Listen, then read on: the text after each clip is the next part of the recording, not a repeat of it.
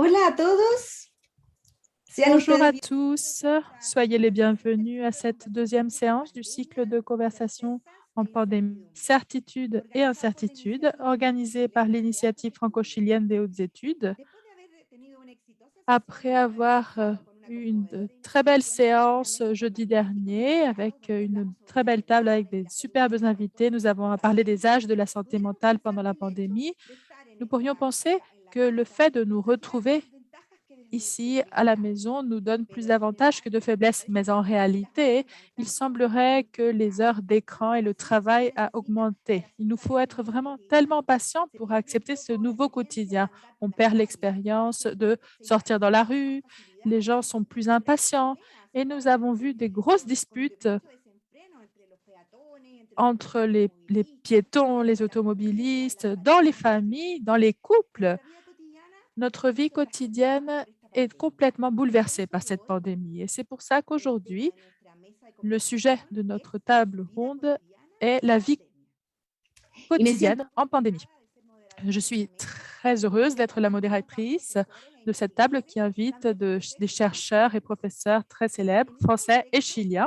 Et dans ce contexte de notre première exposition, nous allons parler d'un travail qui a été réalisé au Chili pendant cette crise sanitaire et sociale du COVID-19. Une équipe multidisciplinaire de l'Université de Chili a entrepris une étude longitudinale sur la vie quotidienne et la pandémie sur la population chilienne et voir comment elles ont exprimé leur réalité, leurs inquiétudes, leur réalité socio-économique et les conditions subjectives qui sont associées à cette condition. Les groupes sociaux les plus vulnérables se sont confrontés à l'exigence de prévention des transmissions du virus par des mesures de confinement et parallèlement, ils devaient assurer leur survie économique dans un contexte de modo la vida très cotidiana en la précaire. Et ainsi, la vie quotidienne de la population chilienne, avec toutes ces inégalités de classe, de genre, de génération, et doivent faire face à la crise qui est déterminée par des conditions de santé socio-économiques et subjectives. Donc, cette intervention va justement s'appuyer sur le premier rapport de l'étude qui s'intitule Vie quotidienne en pandémie. Donc, c'est les éléments d'une étude longitudinale au Chili qui va recueillir les données réunies pendant la première vague de la pandémie, et donc pour fournir des éléments d'analyse qui nous serviront à aborder de manière multisectorielle ce moment tellement difficile, crucial que nous vivons. Nous avons le professeur Roberto Aceituno de la Faculté de sciences sociales de l'Université du Chili. Le professeur Aceituno est professeur titulaire de l'université. Il est attaché aux facultés de sciences sociales et de médecine et il est co-directeur du projet Vie quotidienne en pandémie de l'Université du Chili.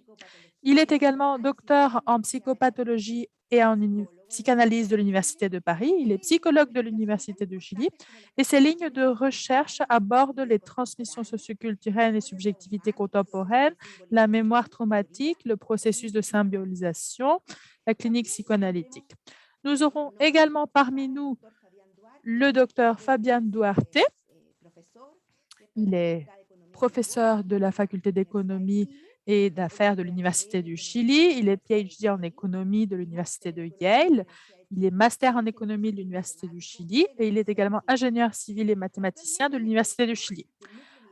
Actuellement, il est directeur du Nucléo Millenniaux en développement social, professeur associé de l'École de développement des talents de la Faculté d'économie et d'affaires de l'Université du Chili. Il a également été directeur associé et économiste adjoint au Center for Latin American Social Policy, donc le CLASP, du Rand Corporation à Santa Monica, en Californie. Il a également été chercheur principal d'une bourse du National Institute on Aging et il a été co-chercheur principal d'une bourse très importante du NIH. Il a également été chercheur à l'Université de Yale, à la Banque centrale du Chili et à la surintendance des banques et des institutions financières au Chili. Nous avons l'honneur de vous écouter, messieurs Roberto Aceituno et Fabian. Merci beaucoup. Roberto, est-ce que tu commences ou je commence? Alors, je voudrais juste faire une petite introduction, si tu permets, Fabian. Je remercie au nom de l'équipe de chercheurs et de chercheuses de ce secteur, de ce projet. Je remercie pour algunos de resultados partager certains de nos résultats et de faire quelques réflexions sur les effets et la perception qu'ont qu'a une partie importante de la population chilienne sur cette pandémie, la manière dont nous la vivons et sur les conditions de nos vies quotidiennes. Je voudrais juste donc faire une petite introduction très brève pour présenter le contexte de notre projet. Et ensuite, je donnerai la parole au professeur Fabian Duarte qui va préciser notre étude. J'ajouterai quelques commentaires à la fin sur certains aspects spécifiques liés aux subjectivités et à la santé mentale. Donc, c'est plutôt mon travail, mon domaine de recherche. Je voudrais aussi signaler que je représente la professeure Irma Palma, qui est la chercheuse han trabajado responsable muchísimo du projet et qui a beaucoup travaillé depuis l'année dernière à la production d'une série de rapports qui sont disponibles d'ailleurs sur les plateformes web du projet. Et on y aborde un ensemble d'éléments. Et par contre, aujourd'hui, nous allons uniquement parler des résultats de la première enquête qui a été réalisée pendant la période la plus critique de la première vague et au moment où les mesures sanitaires étaient les plus strictes, les mesures de confinement. C'est important de contextualiser cette enquête et ce premier rapport parce que j'en profite d'ailleurs pour saluer Anne Lambert, notre collègue française qui est parmi nous, car d'après ce que j'ai compris del trabajo que se et ha realizado d'après les documents, le travail qui a été fait en France, il y a des choses analogues dans les études, notamment du point de vue des résultats liés à la première étape de la pandémie et cette situation de confinement et de vie quotidienne en confinement. Donc, ça me semblait vraiment très intéressant de souligner ce moment-là de la pandémie pour peut-être échanger avec Anne pour discuter de nos résultats. C'est un projet, alors je vais passer très rapidement sur les détails, mais c'est un projet qui, qui a l'avantage, on va dire, de d'impliquer des chercheurs de différentes disciplines. Et nous n'avons pas toujours la possibilité d'échanger des projets comme ça interdisciplinaires. Et ce lien entre différentes disciplines nous semble vraiment essentiel et surtout dans un contexte de réalité complexe comme celle que nous vivons actuellement. Et c'est pour ça que dans notre projet, nous avons des académiciens de sciences sociales, psychologie, sociologie, de la faculté de sciences de mathématiques aussi. Nous avons des collègues de la faculté d'économie et d'affaires. Donc, je pense que ça, c'est vraiment intéressant de souligner cette multidisciplinarité. Et le but donc de cette intégration de différentes perspectives et de domaines de problématiques différents, ça, c'est vraiment intéressant. Par exemple, quand on parle de conditions sociales, économiques, politiques d'une part et de conditions subjectives ¿no? Y ese de es un l'expérience de notre côté, c'est intéressant de faire dialoguer ces deux aspects.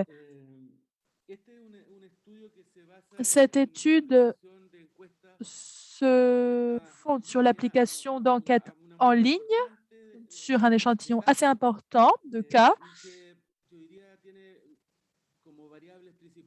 Et les variables principales sont les conditions de genre, niveau socio-économique. En général, il s'agit des caractéristiques propres de la population chilienne et c'est donc ça que nous souhaitons étudier, voir comment la population a réagi face à la pandémie.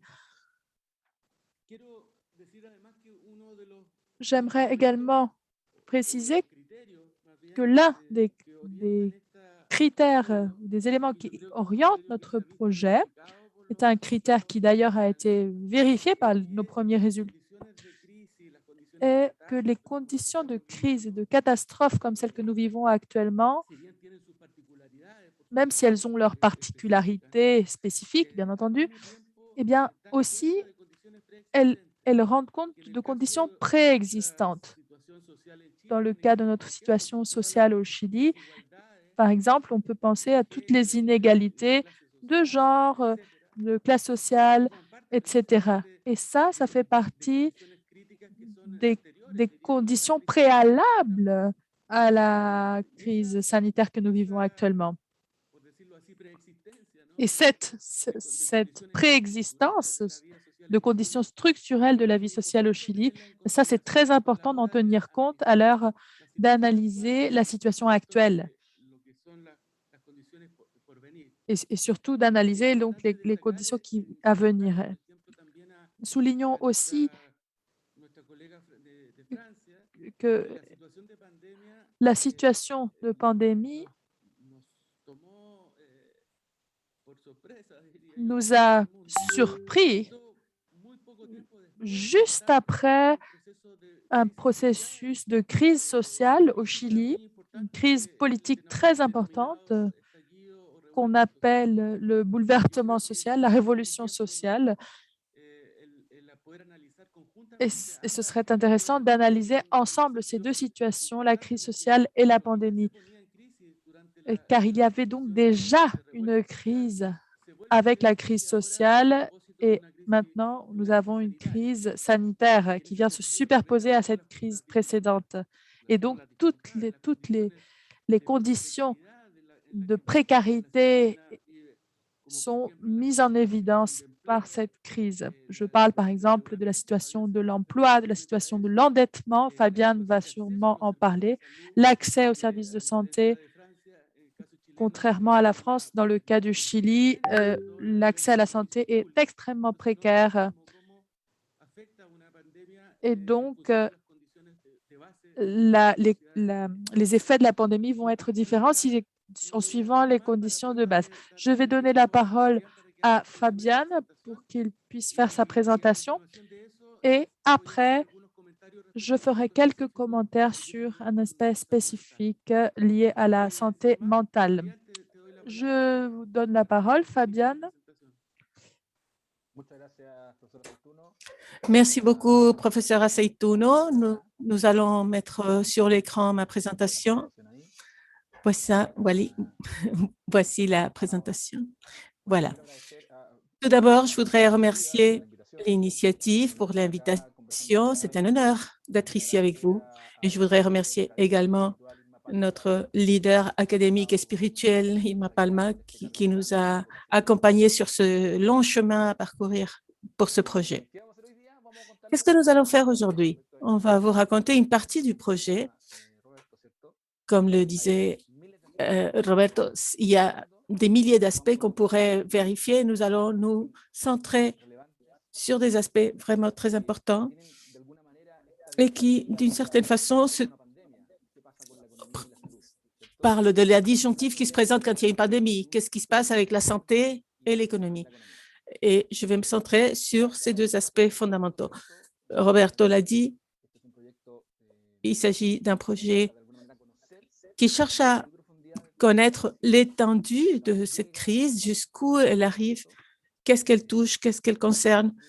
Et c'est une étude transversale, Roberto l'a également dit, multidisciplinaire, c'est très important parce que nous essayons, c'est difficile, mais nous essayons d'échanger et de chercher des points communs qu'on peut étudier. On est vraiment à la naissance de la transversalité. Nous espérons dans quelques années être bien mûrs, mais pour le moment, c'est un début.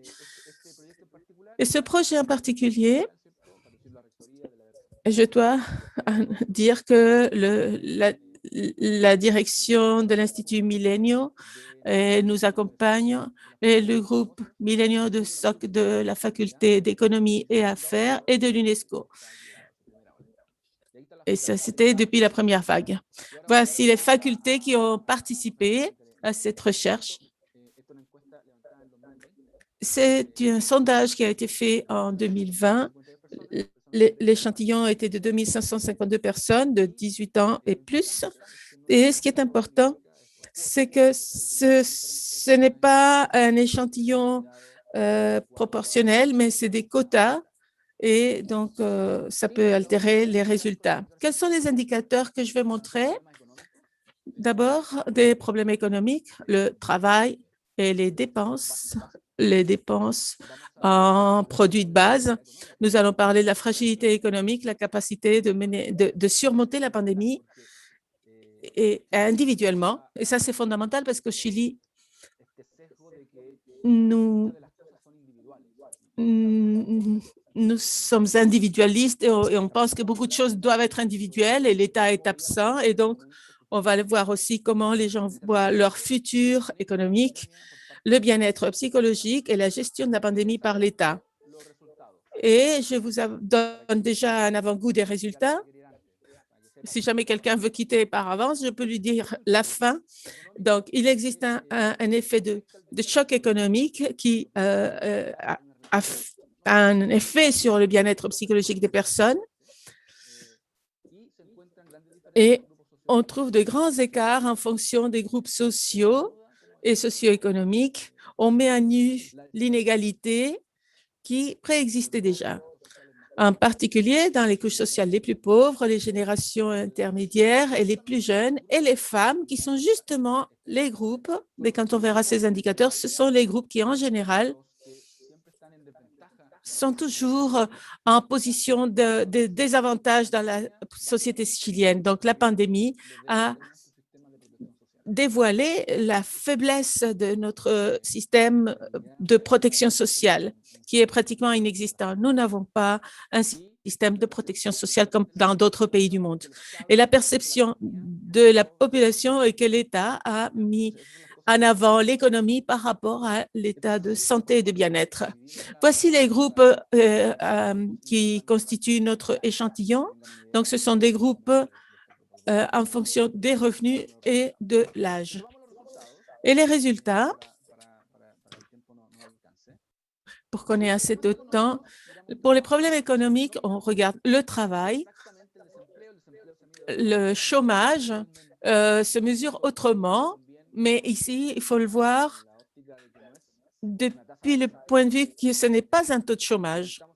Mais nous avons demandé aux personnes s'ils avaient perdu leur travail pendant la pandémie et 21% avaient dit que oui, et c'est un pourcentage beaucoup plus élevé chez les jeunes que chez les personnes de revenus plus faibles. Et 90% des personnes indiquaient que c'était dû directement à la pandémie. Il y a aussi d'autres raisons. Ici, nous pouvons voir comment sont perçues cette perte. Ce n'est pas du chômage. Cela ressemble, mais ce n'est pas du chômage.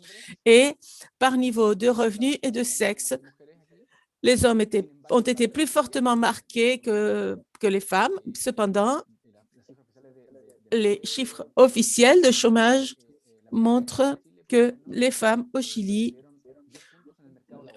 ont 10 points de moins sur le marché du travail, la force du travail. Avant, environ 60% des femmes travaillaient et maintenant, c'est 50%. Cela n'est pas visible sur ces chiffres-là, mais il y a un effet qui est très marqué chez les femmes. Ça, c'est pour le premier groupe.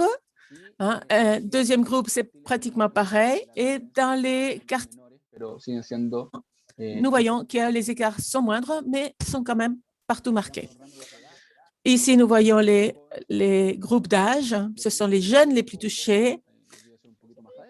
Et je vais insister ici. Et je reviens à l'introduction du professeur Aceituno sur les inégalités préexistantes. Parce que le marché du travail au Chili en particulier, mais dans d'autres pays aussi, au Chili est très dur pour les jeunes et le taux de chômage est très élevé. Et cela, pour ceux qui étaient déjà en train de travailler, cela a frappé très fort. Donc, c'est très important. Nous espérons sortir bientôt de la pandémie pour ça. Alors, qu'est-ce qui s'est passé avec les dépenses des foyers? Nous avons fait plusieurs questions pour savoir si les gens étaient capables de payer leurs dépenses habituelles. Nous avons vu que la plupart de la population a eu des problèmes pour assumer ses dépenses habituelles, logement, médicaments, articles de base et éducation. Et c'est plus grave dans les groupes de moins de revenus et aussi chez les jeunes plus et chez les femmes. Et sur ce graphique, nous voyons, bon, on ne voit pas très bien les couleurs, mais je peux vous dire, c'est très facile. La barre de gauche, la plus foncée, c'est toujours chez les groupes les plus défavorisés. Et ce sont eux qui sont le plus fortement frappés. Donc ce groupe socio-économique a des difficultés pour payer le loyer, pour acheter des médicaments, 49%, pour payer des crédits. Et tout le monde a été touché. 10% pour le paiement de la location chez les gens les plus favorisés. 17 ou 10% pour les crédits de consommation, mais le coût le plus dur, ça a été pour les groupes les plus défavorisés. Ce n'est pas difficile à croire non plus. Tout le monde a conscience de cela. Ensuite, par tranche d'âge, nous avons vu quels sont les plus affectés. La barre la plus haute, c'est celle des plus jeunes. Les plus jeunes ont plus de difficultés pour payer des crédits, pour acheter des médicaments, pour acheter des articles, des produits de base, presque 40%. Donc, il y a un rapport. Ils ont perdu l'emploi et ils perdent aussi leur capacité d'achat ou de paiement de dépenses habituelles du foyer. À quoi est-ce que cela peut être dû? Il y a une fragilité vraiment patente. Et on a pu voir que la capacité d'épargne et de couvrir des besoins basiques est inférieure à 3 mois chez les jeunes. Chez les personnes de plus de 60 ans, ils pourraient couvrir ces dépenses pendant 5 mois. On leur a demandé aussi s'ils avaient accès à des crédits, c'est-à-dire quand il n'y a pas d'épargne, si on peut avoir recours à un prêt. Et 37% des répondants des groupes des plus faibles revenus a reçu une aide de famille ou amis. Et on leur a demandé, si votre foyer perd sa principale source d'ingrédients, combien de temps vous pourriez subsister avec des besoins basiques? Et on découvre qu'il n'y a pas d'épargne chez les plus pauvres et il y a un peu plus d'épargne chez les plus aisés. Donc là, on voit encore, mise à nu, l'inégalité sociale qu'il y a au Chili. Il n'y a pas de capacité d'épargne, il n'y a pas d'épargne. Et je vous le dis, vous, notre collègue française, pour la retraite, les comptes pour la retraite, on ne peut pas y avoir accès jusqu'au moment de prendre sa retraite. Et ce qui a été fait pendant la pandémie, c'est qu'on a permis aux gens de récupérer, il y a des lois qui ont été approuvées pour pouvoir récupérer individuellement l'argent épargné pour la retraite. Cela montre une fois de plus la stratégie de l'État qui consiste à dire « vous devez vous débrouiller tout seul ». Et donc, on voit, il n'y a pas de capacité d'épargne et on recourt à ce mécanisme individuel d'utilisation de l'argent de la retraite. L'épargne par niveau de revenu, on a vu que les plus pauvres pouvaient subsister éventuellement pendant 1 mois avec les besoins basiques et dans les autres groupes, le niveau est, on voit qu'un tiers des personnes n'a pas la possibilité de vivre un seul mois et beaucoup moins chez les hommes que chez les femmes. Ça, c'est la réalité chilienne. Ça, c'est l'image de... Ça représente la situation avant la pandémie. Il nous reste 5 minutes, Fabien. Oh, c'est pas possible. Alors, j'avance très vite. Donc, ça, c'est pas très pertinent, les crédits. Donc, les attentes. Qu'est-ce qu'on a vu comme attente? On leur a demandé pour leur futur immédiat. C'est un peu évident, une fois de plus. Le futur immédiat est noir. Ça, c'était en juillet 2020. Et on voit aussi que l'État devrait comprendre que si les gens sont aussi négatifs, il faudrait réactiver l'économie. Regardez les personnes, hein, ils ne se projettent pas dans le futur. Il est très probable que de perdre le logement, d'être expulsé parce qu'on ne paye pas à l'école, le chômage, les dettes du foyer, etc.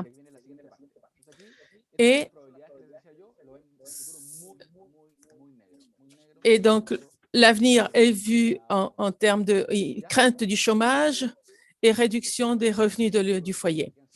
Et ensuite, pour le bien-être psychologique, il me reste 4 minutes maintenant, pour mesurer le bien-être mental, on leur demande pour leur état d'âme et on peut voir que les jeunes, les femmes et les groupes de moins de revenus ne vont pas bien. On voit que 32% des femmes se trouvent absolument découragées et leur état d'âme a empiré par rapport au début de la pandémie. Si on sépare les deux variables, hein, on trouve des séparations encore plus grandes. Ici, on voit aussi, je veux arriver à la discussion, donc je vais passer rapidement. Et on a ce rapport-là, rapport direct entre bien-être et économie. On a vu qu'il y a un rapport entre le bien-être écologique et économique et le bien-être psychologique et l'état économique. Et ces mêmes groupes ont eu beaucoup plus de difficultés économiques et au niveau de l'économie future. Et si on regarde,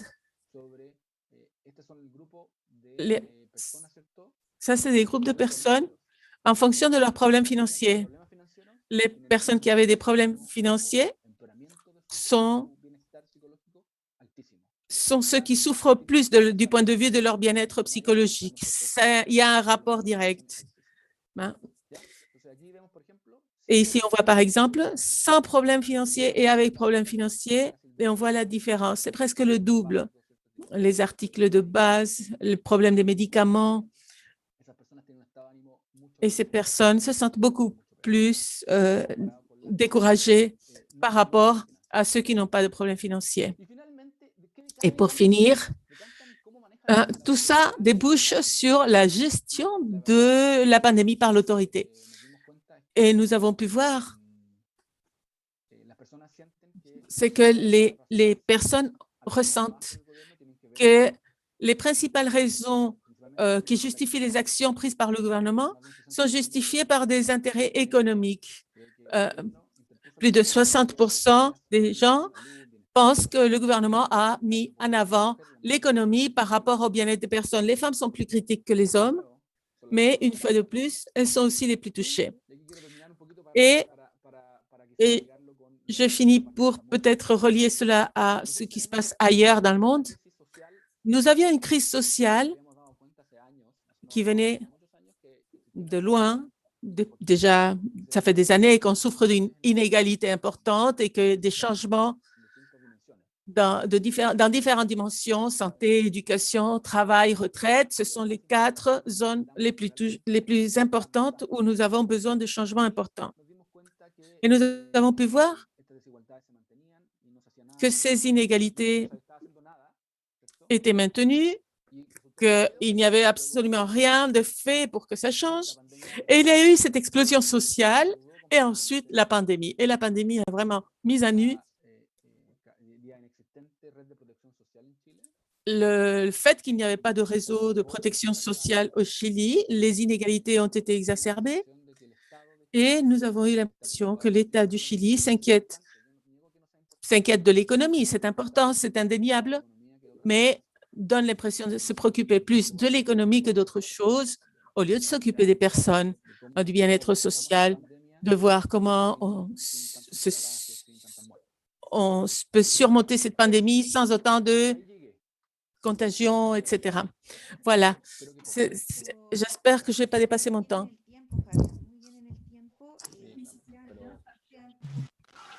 Tres a 4 minutos, si es que... Los dejo, Roberto. Sí, sí, Exactamente, si el profesor Sorry, quiere Roberto. hablar sobre... no te preocupes, Il Fabián. creo reste que- 3 à 4 minutes. Ne t'inquiète pas, Fabienne. Je pense que tu as parlé à peu près tu as parlé de tout ce que je voulais dire. Juste quelques sujets que nous pourrions reprendre pour la discussion.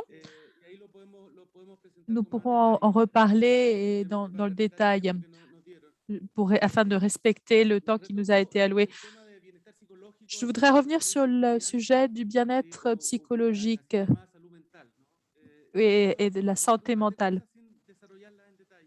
Juste sans rentrer dans le détail, souligner quelques éléments. La situation de la santé mentale au Chili pendant la pandémie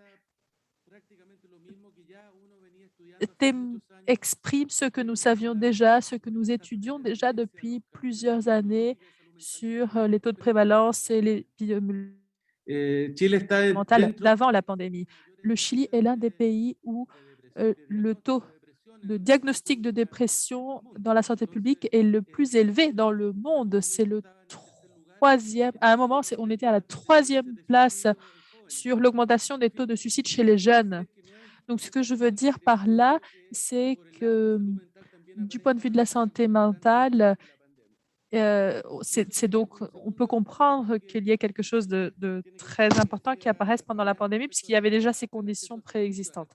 Et pour ce qui est de l'accès aux services publics, aux ressources publiques, eh bien, les conditions d'accès aux services de santé mentale est très, très limitées au Chili. Et ça se reflète dans les enquêtes sur le besoin d'avoir un accès opportun et surtout pour des situations d'urgence aux services de santé. Troisième élément dont a parlé Fabienne, je voudrais revenir dessus. de los aspectos más Je pense que c'est l'un des aspects les plus essentiels ou l'un des résultats les plus importants de notre étude sur le groupe des jeunes. En termes absolus, les jeunes de 18 à 29 ans réagissent beaucoup plus du point de vue de la santé mentale par rapport aux autres tranches d'âge. C'est très, très évident. Difficultés pour dormir, santé morale, de santé mentale améliorée. Et en outre, je pense que c'est important de le passer rapidement dessus. Les différences entre le groupe le plus jeune et le groupe le plus âgé est très importante. Ce n'est pas que les jeunes ont plus de difficultés, mais en plus, les difficultés sont très marquées si on les compare à la tranche d'âge des 60 ans et plus. Je parle par exemple de l'angoisse, de la tristesse, la solitude, le désespoir, mais aussi ils réagissent très différemment du point de vue des valeurs solidarité, responsabilité, gratitude, etc. Dans le cas des adultes de plus de 60 ans, c'est beaucoup plus important que chez les jeunes. Et ça, j'aimerais bien qu'on en reparle plus tard dans la discussion. Merci beaucoup. Nous avons essayé de respecter le temps qui nous a été donné. Donc, voilà, merci. Merci beaucoup, professeur. Merci, Fabienne. C'était très bien. Vous avez respecté les temps. Nous avons juste une petite minute, donc c'est parfait. Merci beaucoup. C'est vrai que nous avons un peu une saveur amère de penser que notre population souffre de cette façon. Nous allons entendre maintenant notre autre invitée, Anne Lambert, qui travaille en France. Elle va nous parler de l'impact du confinement sur la population française. C'est une étude qui parle des inégalités sociales, des inégalités de genre. Et les présentations seront fondées sur une étude statistique qui a été réalisée pendant le premier confinement, qui est plus stricte, et sur des portraits de famille avant et pendant la crise sanitaire. Ceci a permis de montrer les liens entre différentes dimensions de la vie sociale des Français qui étaient confinés et de comprendre comment et pour il y a eu de grosses difficultés. Elle s'est également renseignée sur les ouvriers, les employés, les artisans, les agriculteurs et même quelques cadres supérieurs ont été touchés, même s'ils ont été moins touchés qu'au Chili, mais voir comment est-ce qu'ils ont réagi et comment ils ont organisé leur quotidien et comment ils ont résisté à la pandémie. Cette étude montre aussi certains éléments qui montrent l'articulation entre les liens entre les différents genres et les classes sociales, mais aussi entre les générations, entre les couples, au sein des familles, où tout un chacun vit la crise sanitaire différemment. Et pour cela, notre invitée va nous parler. C'est Anne Lambert. Elle est professeure à l'Institut national. Elle travaille à l'Institut national d'études démographiques, INED. Elle est sociologue. Elle est chargée de recherche à l'INED. Elle est également directrice de l'unité logement, inégalité spatiale et trajectoire dans ce même institut. Après avoir travaillé sur les politiques de soutien à la propriété à destination des ménages modestes, avec son ouvrage « Tous propriétaires, l'envers du décor pavillonnaire », Anne Lambert travaille aujourd'hui sur les salariés soumis aux horaires atypiques et sur l'impact de ce type de travail sur leur vie familiale et conjugale. En 2020, au printemps, elle a coordonné une enquête nationale sur le confinement dans son pays. Ce travail s'intitule « L'explosion des inégalités, classe, genre et génération face à la crise sanitaire ». Anne Lambert enseigne à l'École des hautes études en sciences sociales et elle est également rédactrice en chef de la revue Actes de la recherche en sciences sociales avec Golac et Caveng. Je vous donne la parole, Anne, et je rappelle au public que vous pouvez accéder à la traduction simultanée. Donc, vous devez cliquer sur le globe en bas de votre écran. Sur Zoom, vous pouvez choisir la chaîne de traduction que vous souhaitez. Donc, vous pouvez choisir l'espagnol et nous avons également la transmission en espagnol sur Facebook et en français sur YouTube. Anne, la parole est à vous. Merci beaucoup, Maria. Je suis très honorée de participer à ce cycle de conférences et je remercie le professeur Roberto Aceintuno pour son invitation. Je vais effectivement vous parler d'une enquête nationale donc, que j'ai coordonnée en France pendant le premier confinement français à l'INED et qui a impliqué 16 chercheurs de mon équipe de recherche, principalement des sociologues, des démographes et des géographes. Alors, par rapport à la présentation qui vient d'être faite, c'est passionnant parce que nos dispositifs d'enquête se répondent et effectivement, on a aussi une enquête transversale qui est multidimensionnelle. On étudie plusieurs thèmes de la vie sociale et économique des ménages en France. Alors, je vais essayer de vous présenter ça dans le temps imparti, c'est court, mais je vais faire au plus vite. Alors, pour ceux que ça intéresse, j'ai mis le lien pour les ressources et les méthodes de l'enquête. Notre question de départ, c'était comment la population française vit le confinement, puisqu'on n'avait aucune donnée des enquêtes, des dispositifs d'enquête traditionnels de l'INSEE, de la DARES, puisque ce n'étaient pas les périodicités des enquêtes. Et nous souhaitions documenter l'impact sur les inégalités pour voir, de même que l'a précisé le professeur Aceintuno, le lien avec les inégalités qui préexistaient à la pandémie, les inégalités structurelles, à la fois dans l'emploi, dans le logement et dans la famille, dans le travail domestique.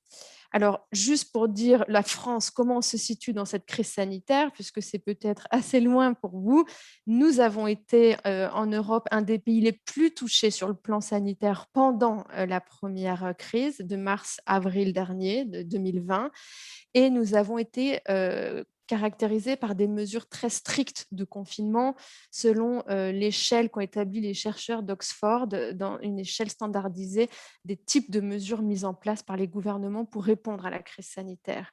Très rapidement, en termes de chronologie, je vous rappelle que nous, le 12 mars 2020, les écoles ont fermé tout de suite, les universités, etc., le télétravail et le confinement national de la population par décret a eu lieu pendant 8 semaines, du 17 mars au 11 mai 2020. Et donc, l'enquête que j'ai coordonnée avec mon groupe de travail à l'INED se situe pile pendant cette période, puisque nous avons passé le questionnaire en population nationale fin avril à début mai, pendant 4 jours, du 28 avril au 4 mai. Et ce qui était intéressant pour comprendre la production de la science à cette époque, c'est que nous ne savions pas évidemment la date de fin du confinement. Donc, il fallait à la fois faire vite, produire un maximum de connaissances tout en ne sachant pas effectivement ce qui nous attendait par la suite. Et le confinement a été très strict puisque impossibilité de sortir, attestation de déplacement et pour les sorties du quotidien, un périmètre autorisé de 1 km autour du domicile pendant 1 heure. Je dis 1 km parce que tout à l'heure, on a mesuré, je vous présenterai des résultats sur le sentiment d'isolement dans le quartier, dans le logement, en posant la question aux individus qui habitent dans votre périmètre d'1 kilomètre. Un membre de votre famille, un ami, un voisin que vous connaissez ou personne. Puisqu'une partie du mal-être de cette époque, évidemment, est liée à des pertes de revenus, des craintes socio-économiques, mais aussi à un isolement résidentiel et social. Alors, très rapidement, un impact massif sur l'emploi. Je reprends les chiffres de l'INSEE. Le PIB, le produit intérieur brut, s'est rétracté très fortement au trimestre 2 et nous avons perdu 700 000 emplois pendant les 6 premiers mois de l'année, dont la plupart pendant les 2 dernières semaines de mars. Donc, dès qu'il y a eu fermeture totale des universités, des écoles et du travail. Rapidement, contrairement au Chili, le gouvernement a mis en place des mesures de soutien aux travailleurs et aux indépendants, des mesures de soutien avec la mesure principale, c'est le chômage partiel pour les salariés qui ne peuvent pas télétravailler ou qui ont un enfant à charge dans leur logement de moins de 16 ans, ils pouvaient être mis au chômage partiel et ils touchaient 84% de leurs revenus. Donc, c'est assez important. Toutefois, ça a des effets de genre très marqués puisque un seul parent dans le couple peut toucher cette aide du chômage partiel. Alors, notre enquête, elle s'appelle donc COCONEL, COCONEL pour coronavirus, confinement et études longitudinales. Et nous avons fait le volet logement et conditions de vie. C'est une enquête par Internet sur un échantillon de 2000 personnes représentatives de la population adulte. Et vous voyez, elle est transversale, elle est multithème. On pose des questions sur la situation d'emploi, de travail sur site, au télétravail, etc. Aussi des questions de logement, conditions de vie. Vous avez combien de mètres carrés, combien de pièces par personne, qui télétravaille dans quelle pièce, etc.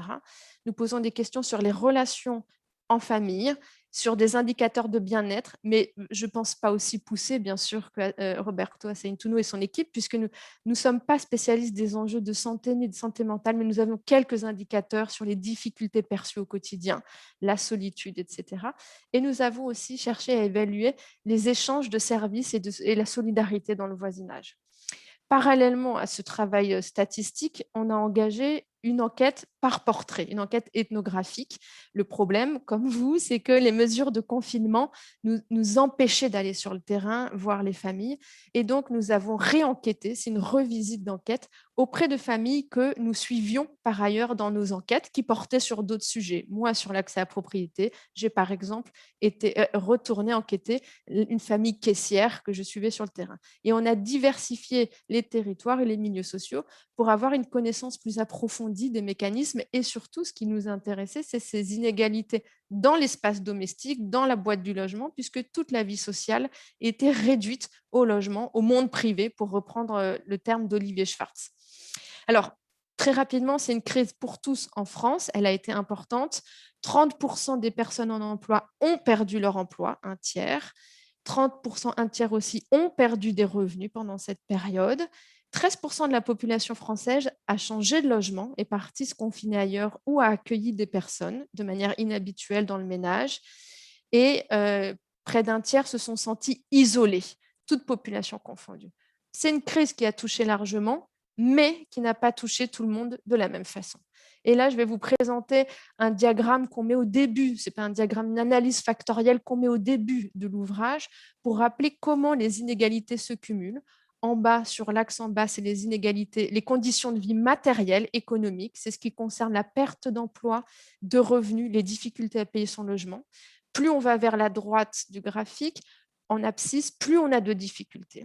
Et en axe vertical, ce sont les pénibilités subjectives, l'état psychologique. Je me sens isolée, je me sens pas bien, j'ai des difficultés en journée. Et on voit, qu'est-ce qu'on voit? Ceux qui cumulent dégradation des conditions de vie et dégradation psychologique, ce sont les jeunes. Le groupe le plus exposé, les 18-24, ils cumulent maximum de pertes économiques, maximum de difficultés subjectives.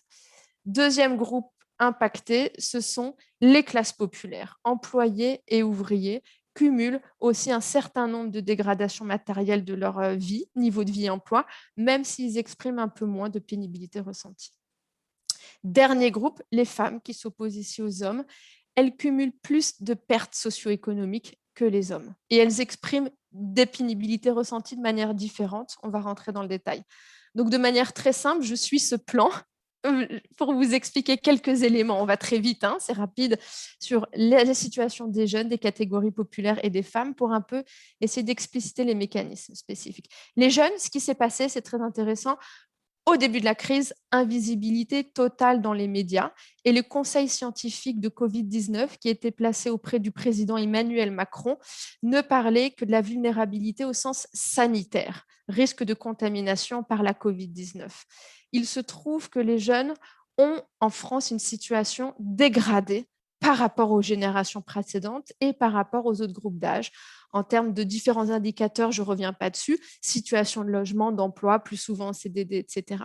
Et pendant la crise, ils ont été très vite impactés, mais on n'en a pas parlé puisque sur le plan sanitaire, ils étaient épargnés. Par ailleurs, en France, une petite parenthèse, les jeunes n'ont pas le droit à des aides publiques avant 25 ans. 25 ans, c'est l'âge où on a accès au RSA, Revenu de solidarité active, qui est l'ancien RMI. Et donc, ça nous intéressait de se focaliser sur ce groupe d'âge qui sont exclus de la solidarité publique. Très rapidement, juste pour vous dire, le principal marqueur, c'est qu'un tiers des jeunes a quitté son logement. Ils ont quitté. Pourquoi? Pour retourner dans 2 tiers des cas dans leur famille. Parce que les jeunes en France vivent dans des logements plus souvent petits, plus souvent en sous-location ou dans le secteur privé, dans des conditions moins bonnes. Si on regarde sur le plan de l'emploi, ce qui s'est passé pendant la crise, vous voyez la rétractation de l'emploi pour les 18-24. C'est la plus grande rétractation de l'emploi. 28% des jeunes qui avaient un emploi parmi le confinement, la moitié d'entre eux l'ont perdu pendant le confinement. Et cette situation dégrade très vite leur niveau de vie et leur bien-être, puisque bien évidemment, ils n'ont pas de capacité d'épargne et très peu de réserves. Ils doivent compter sur la solidarité familiale, comme d'autres crises, effectivement, en Europe. On avait eu la crise de 2008, la crise financière, des études, notamment l'enquête européenne SHARE, qui a été faite sur tous les pays européens, montre que la solidarité privée devient prédominante en période de crise et permet de limiter la dégradation du niveau de vie des jeunes pendant cette crise de 2008-2009, ce qui est le cas encore pendant cette crise.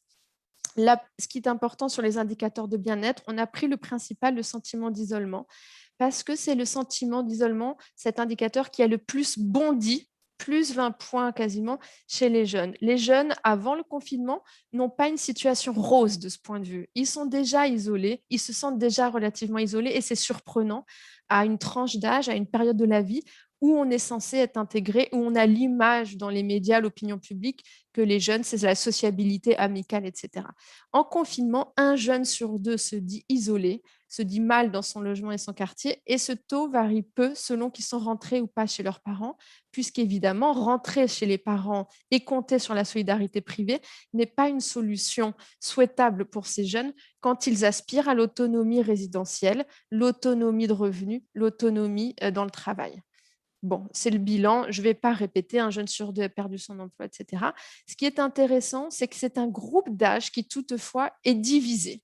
Et c'est ça les portraits, ce qui nous permet de sonder un peu la diversité. Pour les étudiants, notamment, et ceux qui sont les mieux dotés, la solidarité privée, la redistribution familiale joue à plein. Et on voit que cette période est mise à profit pour décaler le diplôme, se réinscrire à une formation universitaire, accumuler un certain nombre de ressources, de capitaux linguistiques, etc., pour pouvoir passer cette période de pandémie qui est vue comme une attente. Les jeunes qui n'ont pas cette solidarité familiale, notamment les jeunes précaires, et les étudiants, les non-étudiants, les chômeurs, se retrouvent très vite pris dans des mécanismes de lutte pour la survie au quotidien et sont très peu pris en compte par les politiques publiques, puisque le gouvernement a surtout mis une aide pour les jeunes à l'université. À partir de juin, ils avaient une bourse du Crous supplémentaire, pas énorme, mais qui touche uniquement les jeunes à l'université. Mais 50% des jeunes en France de 18 à 25 ans ne sont pas en études. Alors, deuxième groupe très fortement touché, c'est comme vous l'avez dit tout à l'heure, les collègues chiliens, c'est pas surprenant, mais ça a le mérite de l'objectiver. C'est intéressant, c'est un groupe, ces classes populaires, sur lesquelles on n'a pas eu de demande, de commentaires médiatiques, peu de sollicitations médiatiques, parce que c'est peut-être plus connu. La crise affecte de plein fouet les classes populaires, parce que les employés, les ouvriers, cumulent plus souvent des emplois précaires en termes de statut d'emploi. Ils sont plus souvent en CDD, en intérim, etc. et ont donc moins souvent accès aux dispositifs de chômage partiel. Et par ailleurs, que les classes populaires ont moins pu télétravailler que les cadres et donc ont été plus affectés par les fermetures du travail sur site. En même temps, un rapport du Conseil d'analyse économique, à partir de données microéconomiques, bancaires, a montré que pendant cette période, il y a une grosse épargne accumulée en France, une capacité d'épargne très forte, mais 2/3 de l'épargne accumulée pendant ce confinement est le fait des 2 premiers déciles des revenus des ménages, des déciles les plus riches. Au contraire, les plus modestes ont désépargné pendant cette période ou se sont endettés. Donc, nous, on n'a pas travaillé sur cette épargne, mais il y a des études complémentaires qui montrent vraiment ce creusement-là. Les classes populaires, sans surprise, je vais le dire, et c'est un peu triste, mais voilà, moins on a de diplômes. Si on a CAP, c'est le collège. Pas de diplôme, le collège, le bac à 18 ans. Plus la rétractation de l'emploi avant confinement, pendant confinement, le taux d'emploi recule est fort. Les bacs +3 ou plus sont plus protégés de la perte d'emploi pendant le confinement, quel que soit l'arrêt du travail. Licenciement, non-renouvellement de contrat, mise au chômage partiel pour indisponibilité de travail ou pour garder les enfants. Le recul de l'emploi est plus marqué chez les peu diplômés que chez les diplômés. Et ça, c'est assez massif et systématique. Sur le plan de l'emploi, on voit effectivement que cette situation, la capacité à télétravailler est très inégale. Et si les cadres ont quasiment tous télétravaillé ou pu continuer à travailler à l'extérieur, il n'y en a que 15% qui sont à l'arrêt.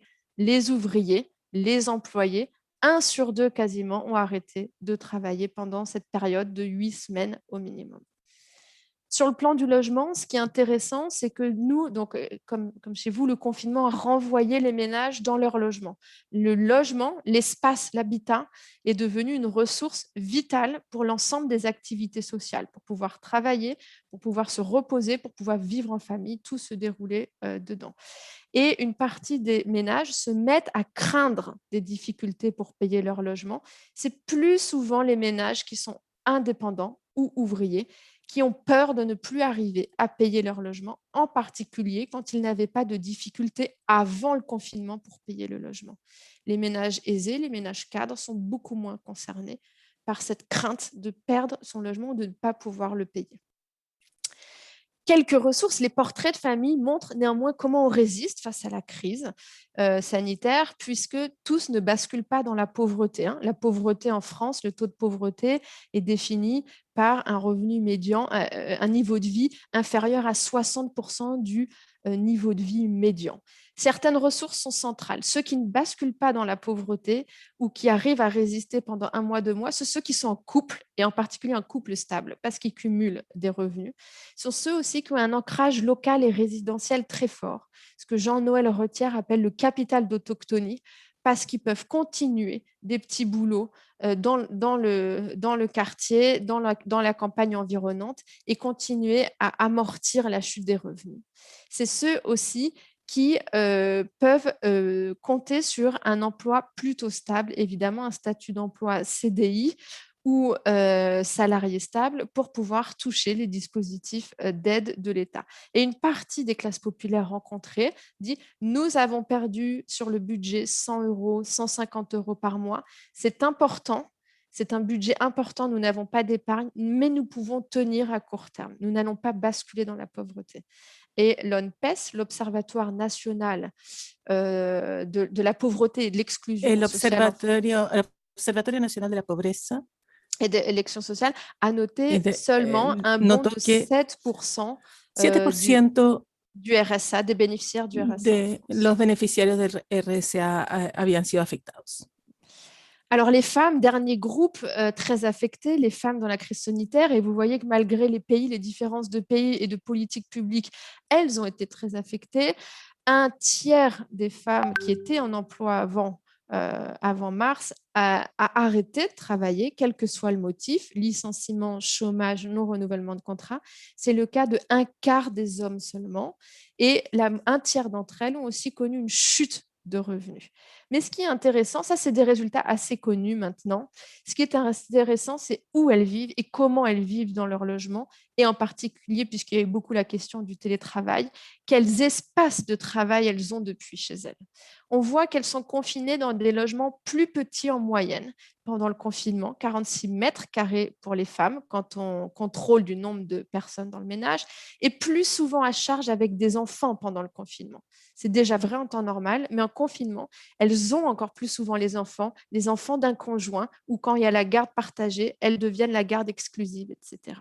Et elles éprouvent plus de difficultés à payer le logement. Alors, on peut penser que certaines femmes sont protégées, notamment les femmes cadres, les femmes qualifiées. Et on s'est intéressé de demander, ces femmes-là qui télétravaillent, pour les personnes qui télétravaillent, où est-ce qu'on peut télétravailler chez soi? Est-ce qu'on a un bureau à soi pour le travail? Est-ce qu'on peut travailler dans une pièce qui n'est pas un bureau, mais où on peut s'isoler? Je vais me mettre dans une chambre et je ferme la porte. Ou est-ce que je dois travailler dans des espaces communs, la cuisine, le salon, avec des personnes autour?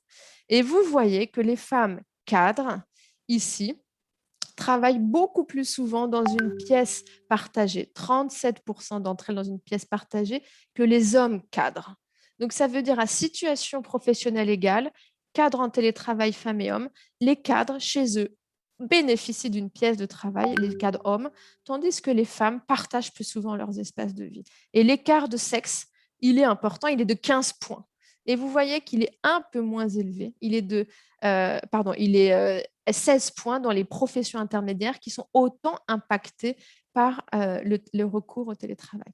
Donc, le confinement creuse les écarts de genre, en particulier dans les familles où il y a des enfants, y compris dans les groupes qualifiés, dans les groupes les plus qualifiés. Et en ce moment, en France, on a beaucoup parlé, depuis le 2e, 3e confinement, du burn-out, des femmes cadres en télétravail, puisqu'elles sont censées avoir de meilleurs revenus, de meilleures conditions de télétravail, mais qu'elles font face à une charge domestique très forte.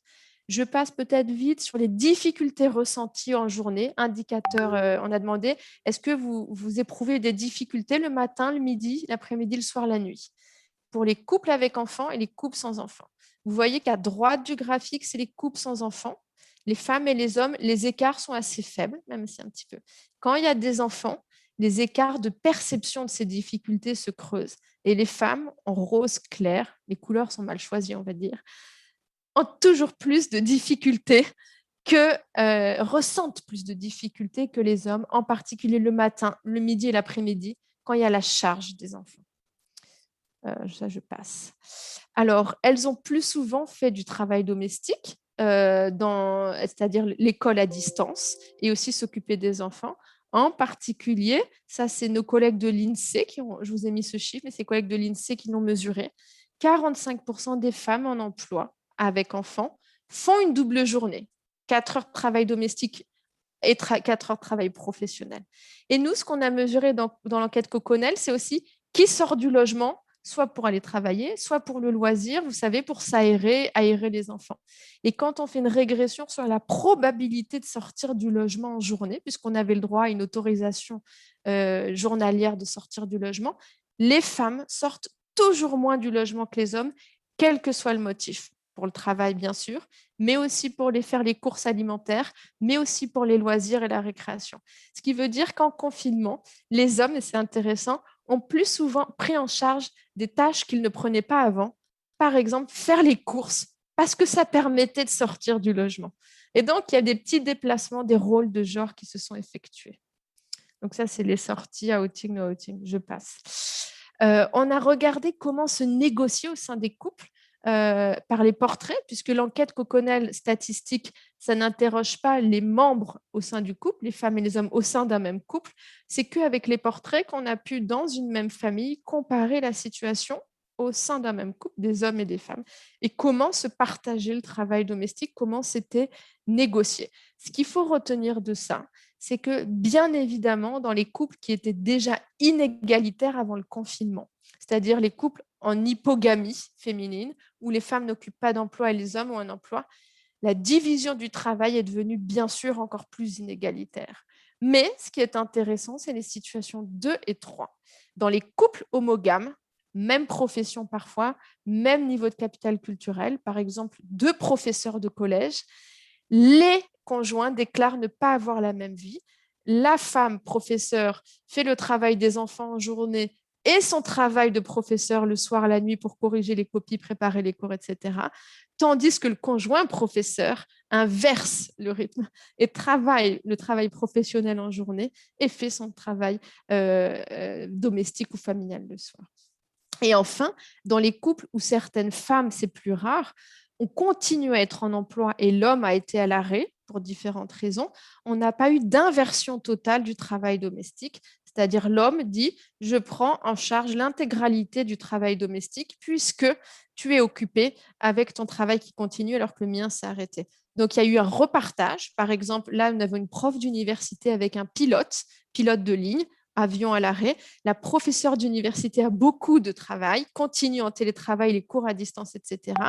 Mais le pilote, son conjoint, ne prend pas plus en charge que les autres membres de la famille des 3 enfants. Simplement, il y a un tableau de répartition du travail domestique. Chacun fait le même nombre de tâches pendant la semaine. Donc, il n'y a pas de rattrapage ou d'inversion. Donc, pour ces inégalités de genre, ce qu'on observe, c'est qu'elles sont multiformes. Bien sûr, elles touchent l'emploi et les revenus, mais aussi, c'est intéressant de regarder les conditions matérielles de vie, l'espace de vie, y compris au sein du logement, alors que c'est très peu visible parce qu'habituellement, les enquêtes sur le travail portent sur le lieu de travail, les carrières, les rémunérations, mais pas ce qui se passe dans le travail au domicile, au sein du logement, alors que les femmes, on voit, ont des plus petits espaces de travail, plus souvent partagés, et qu'elles sortent même moins du logement pour s'aérer les journées quotidiennes. Et que par ailleurs, ce qui est intéressant, c'est que cette crise semble avoir délégitimé la contestation des inégalités de partage du travail domestique. Il y a une crise, il faut faire face, tout le monde est mis à contribution.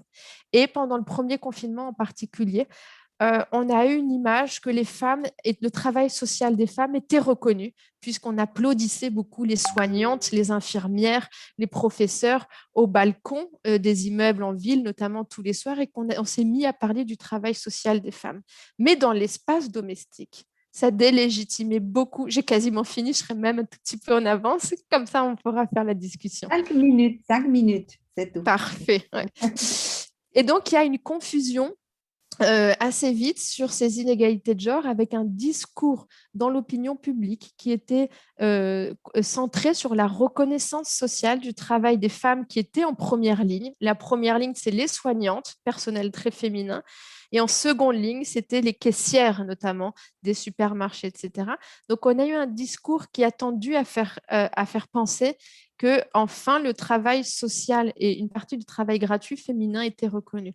Mais les enquêtes permettent de mesurer aujourd'hui, notre enquête comme d'autres, que la situation, la condition des femmes de travail et de travail domestique s'est dégradée et les écarts ont augmenté entre les sexes, en particulier dans les couples où il y a présence d'enfants. C'est la présence d'enfants qui accélère le creusement des écarts de genre. Conclusion, c'est la dernière slide.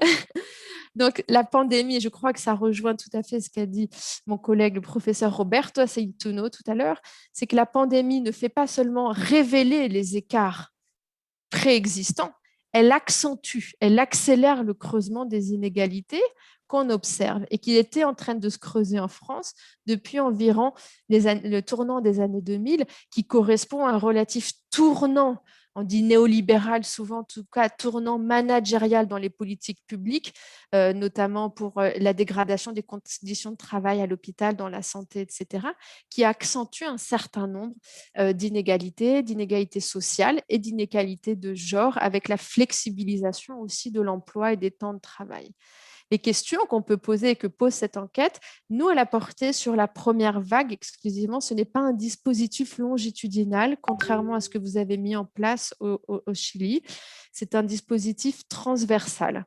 Et donc, la question, c'est est-ce qu'il y a des effets différés qui vont s'installer dans le temps et des effets aussi d'hystérèse qui vont s'installer même à moyen terme. Par exemple, sur les promotions, les vitesses de promotion dans les entreprises, l'avancement dans les carrières, la progression des salaires, puisqu'il y a quasiment maintenant une année de coupure répétée dans le rapport à l'emploi que les femmes ont entretenu, mais aussi dans les transformations des normes de genre. Et je renvoie vers le travail d'une collègue, Anne Boring, à Sciences Po Paris, qui travaille sur l'évolution des normes de genre pendant le confinement en comparaison avec avant le confinement. Par exemple, en posant aux ménages des questions issues des enquêtes, des baromètres européens sur les opinions de genre. Pensez-vous que quand une mère travaille, c'est bien pour ses enfants, etc. Et le nombre, la part des personnes qui adhèrent à des normes de genre égalitaires recule pendant le confinement. Donc, est-ce que l'effet va être durable dans le temps? Est-ce que c'est un effet temporaire? C'est bien trop tôt pour le dire. Mais en tout cas, ça bouscule fondamentalement cette pandémie, en France en particulier, y compris dans un pays où l'État social est plus développé, où il y a des politiques de soutien aux salariés. Ça bouscule et ça creuse les inégalités que les sociologues et les sciences sociales avaient déjà documentées et connaissaient par ailleurs. Merci beaucoup pour m'avoir écouté et au plaisir d'en discuter avec vous. Muchas gracias, Anne. Bien notable los Merci beaucoup, Anne. Merci pour les résultats de ces sondages. Et je vois qu'il y a beaucoup de points communs avec le résultat des professeurs chiliens. C'est des populations différentes, avec des niveaux d'éducation différents, apparemment. Cependant, nous pouvons constater que nos jeunesses, les femmes avec enfants, c'est un détriment d'elles que cela se fait. Donc, je voudrais demander s'il y a d'autres commentaires de la part de nos invités, de Fabián, du professeur Roberto Aceituno. Est-ce que vous avez des commentaires?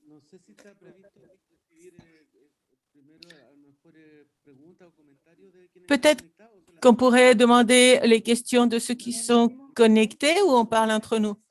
Nous avons 20 minutes pour parler entre nous, disons, et 10 minutes pour écouter les questions ou les conversations de la salle, du public.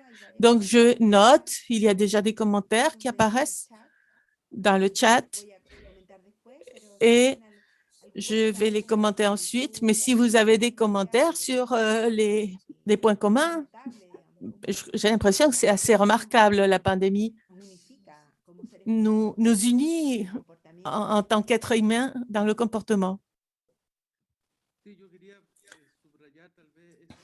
Oui, je voulais souligner ce point peut-être et peut-être lancer une question parce qu'en principe, ce que Anne nous montre dans son étude ressemble grosso modo avec les catégories de classe sociale, genre et âge. Cela me semble déjà digne d'étudier en profondeur. Il y a des conditions spécifiques dans ces trois groupes qui peuvent peut-être justifier les différences quant à la situation qu'on vit au Chili ou qu'on vit en France. Il me semble, También un elemento que a mí ça me fait parece partie de la question, un élément qui me semble décisif pour montrer les différences structurelles sur lesquelles sont appliqués les sondages ont à voir avec une crise sanitaire et économique. C'est lié à quelque chose qu'on n'a pas étudié en détail, mais je pense qu'il serait important de l'étudier, c'est la relation par rapport au système de santé. Parce que dans ce que dit Anne, ça n'apparaît pas comme un élément spécifique, mais j'imagine que ça peut être très révélateur dans la mesure où il faut intégrer beaucoup de relations, la relation au système de santé au Chili et en France. Parce que c'est complexe. Comme disait Anne, il y a peut-être eu des régressions lors des dernières décennies, mais c'est toujours un système de santé public de préférence avec des ressources importantes dans ce domaine, alors que le système de santé chilien, dans tous ses aspects, est un domaine où les inégalités deviennent beaucoup plus évidentes. Et cela, dans le contexte de crise de santé, c'est augmenté. Donc, mon commentaire, c'est plutôt une question par rapport à ce sujet. Quelles seraient les différences les plus spécifiques qu'il pourrait y avoir dans ces réalités, vu qu'il y a des éléments communs, comme nous disaient Anne ou Fabien? Oui, du coup, je réponds rapidement, c'est ça? Maria, Angelica? Oui, OK. Alors, sur la question de la santé, à la fois ce qui est spécifique à la pandémie et ce qui est structurel, il y a une grande enquête, et je renvoie à celle qu'a fait l'INSERM, qui s'appelle EPICOV, et qui est très, très détaillée avec un échantillon massif de 130 000 personnes pour mesurer la prévalence de la contamination du virus, en fait, dans différents groupes d'âge, catégories de population, etc. Et pour relier cette question de l'exposition plus forte, à la fois par les symptômes déclarés, mais aussi par des tests sérologiques.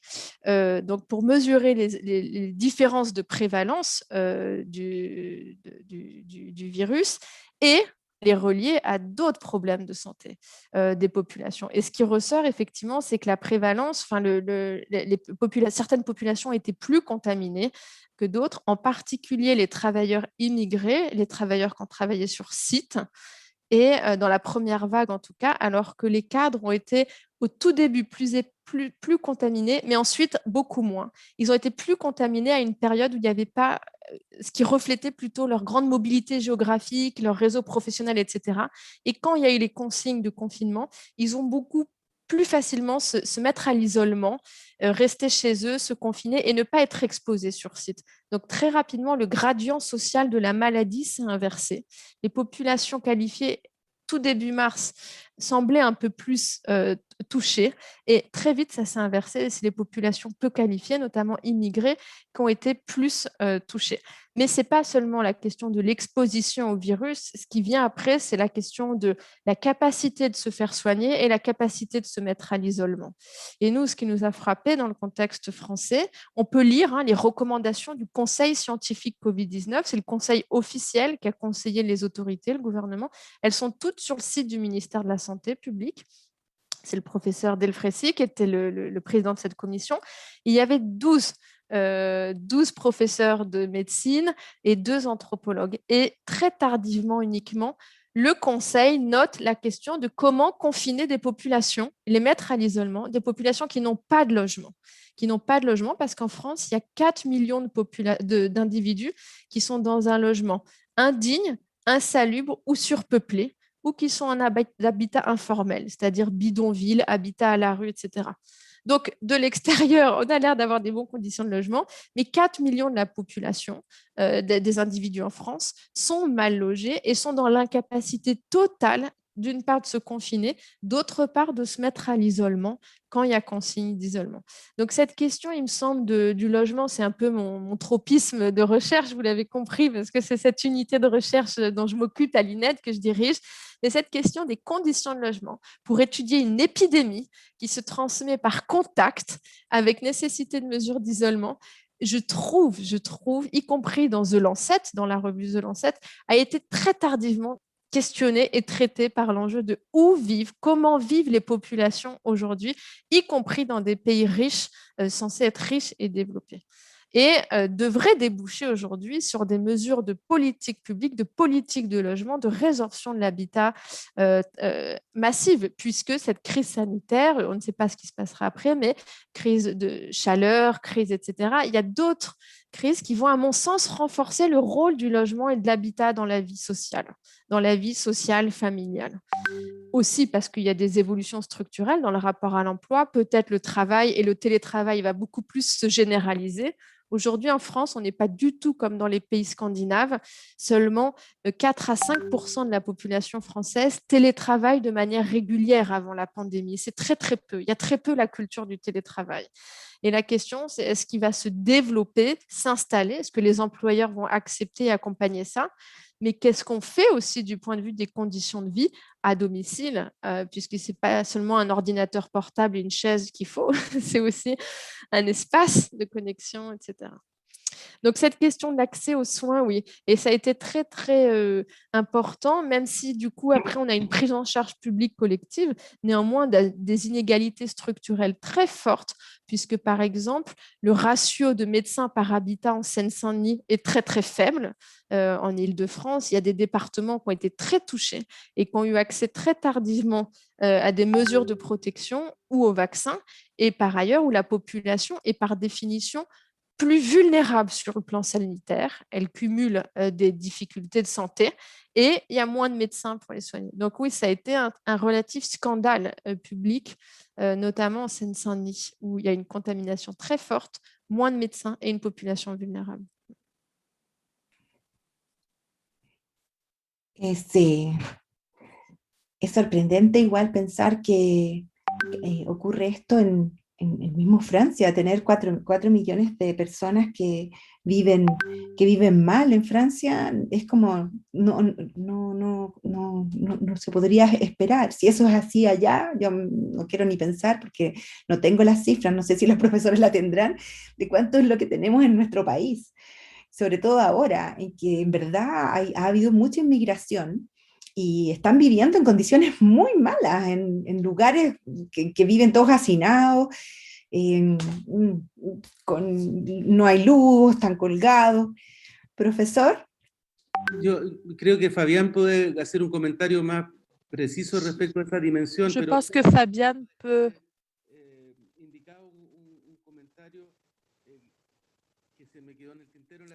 Je voudrais revenir sur un commentaire. Anne a parlé des conditions de vie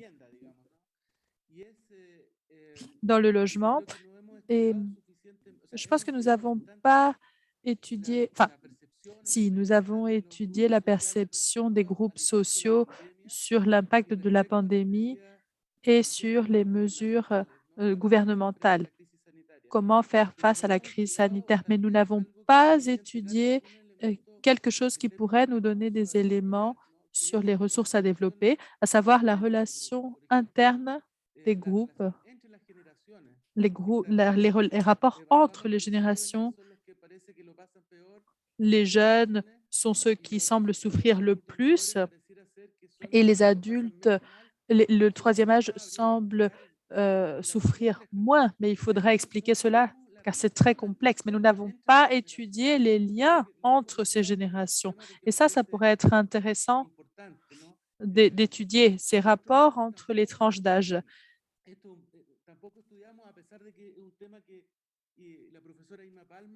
Et la professeure Irma Palma a beaucoup travaillé sur ce sujet, celui des ressources communautaires, les réseaux de collaboration interne des communautés qui, au Chili, c'est lié aux conditions de vie et de subsistance.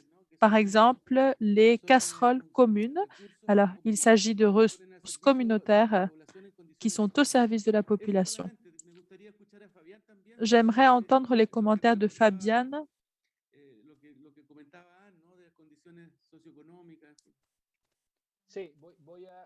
Alors, je vais juste faire quelques commentaires sur le dernier point de Maria-Angelica.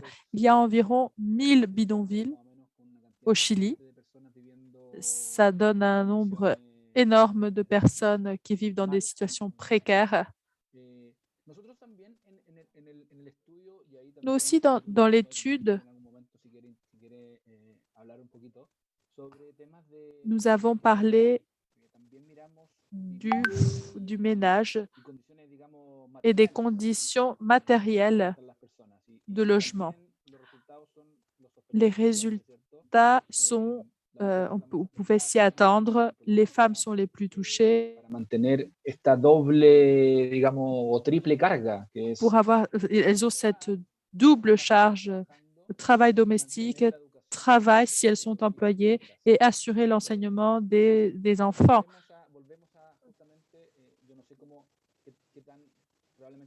Nous revenons donc, peut-être que c'est beaucoup plus en France qu'ici, mais ici, on voit que les rôles de genre sont très marqués. Les femmes souvent s'occupent des travaux domestiques et l'homme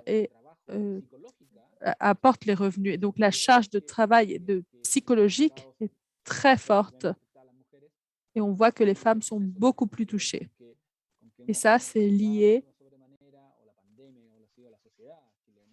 au genre et à la façon dont la pandémie a frappé les femmes sur ces aspects-là. Nous avons également vu que le type de logement, je ne me souviens plus très bien des résultats, mais en tout cas, les conditions ne sont pas les plus adéquates et le confinement, bien entendu, n'est pas vécu de la même manière. Surtout si ce confinement est une surprise et il faut adapter le logement à ce confinement, notamment pour l'éducation des enfants. Nous avons encore 2 petites minutes de conversation entre les intervenants. Anne, est-ce que vous souhaitez faire un commentaire? Avec plaisir, oui, suite à ce qu'a dit Fabienne. Je trouve ça fascinant, cette histoire des rôles de genre qui sont très marqués chez vous et qui s'accentuent ici.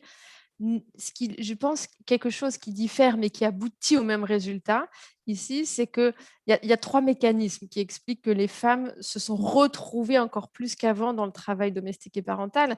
Elles travaillent dans des secteurs d'emploi qui ont été plus fermés, plus touchés, hormis les soignantes de la première ligne, plus souvent touchées. Elles sont plus souvent en CDD dans des statuts d'emploi précaires et donc plus souvent en non-renouvellement de contrat, etc. Mais aussi l'effet des politiques publiques. Le chômage partiel du confinement ne met pas d'incitation spécifique pour les hommes dans les couples à le prendre. Un seul parent peut prendre le chômage partiel. Et dans les couples, les hommes gagnent souvent plus que les femmes. Donc, les femmes ont intérêt à prendre le chômage partiel et les hommes pas. Et il n'y a pas eu d'incitation pour essayer d'inverser ou de limiter l'effet de l'arrêt propre au chômage partiel. Donc, c'est vrai qu'au final, on aboutit à des mécanismes qui renforcent cette spécialisation de genre pendant le confinement parce que la politique publique était apparemment neutre du point de vue du genre, mais qu'elle aboutit à un effet pervers du point de vue de l'arrêt. Et ça, c'est peut-être une spécificité liée aux mesures qu'on a eues d'accompagnement des salariés, mais qui aboutit concrètement dans la vie quotidienne à un renforcement des rôles de genre qui reste relativement marqué. Alors, je ne sais pas les chiffres par rapport au Chili, mais la réduction des écarts de travail domestique, les heures passées au travail domestique par jour, ça a arrêté de réduire. C'est arrêté de réduire dans les années 2000-2010. Les hommes et les femmes ont des écarts d'heures investies dans le travail domestique qui sont relativement stables et qui sont assez importants quand même. ciertamente. Hay unas bastantes preguntas, o Oui, sea, varias alors il y a preguntas. plusieurs questions qui ont été posées, plusieurs commentaires. Il est certain que c'est aussi une question d'éducation.